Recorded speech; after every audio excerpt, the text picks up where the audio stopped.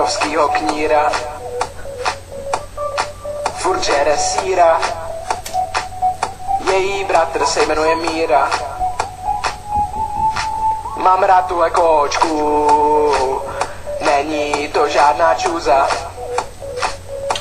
ale když si dá k obědu čočku, tak to je potom hrůza. Tahle holka je opravdu ta největší kost, váží 300 kilo, jednou pod ní spadl most. Z uší rostou dlouhá tanský chlupy a ve vlasech má lupy.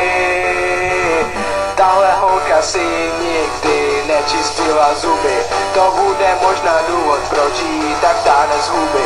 Z uší rostou dlouhá tanský chlupy a ve vlasech má lupy. Dáš si náš špekouni pryč, blá, špekouni pryč, hrůza, fuj, špekouni pryč, blá, špekouni pryč, hrůza.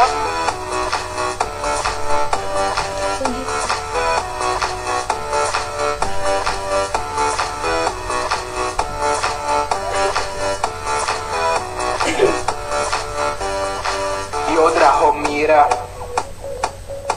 každej chlap na ní zírá, furt žere síra a prdel si nikdy nevytírá.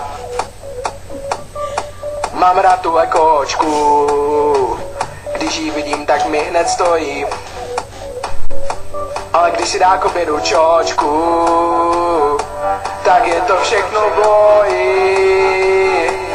Každá jiná holka je oproti ní hnus, bobr pod paží je její velký plus. Mezi její největší bohy patří spocené nohy. Rexona je pro ní ta nejodpornější věc, ona voní jak tvarůžky, to není žádnej kec. Mezi její největší bohy patří spocené nohy.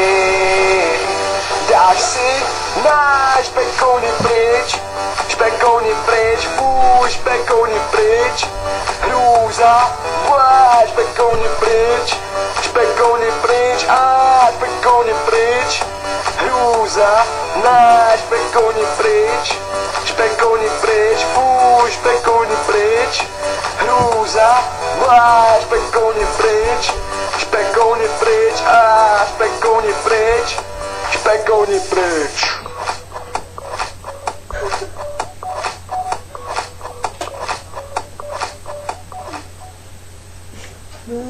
Počkej.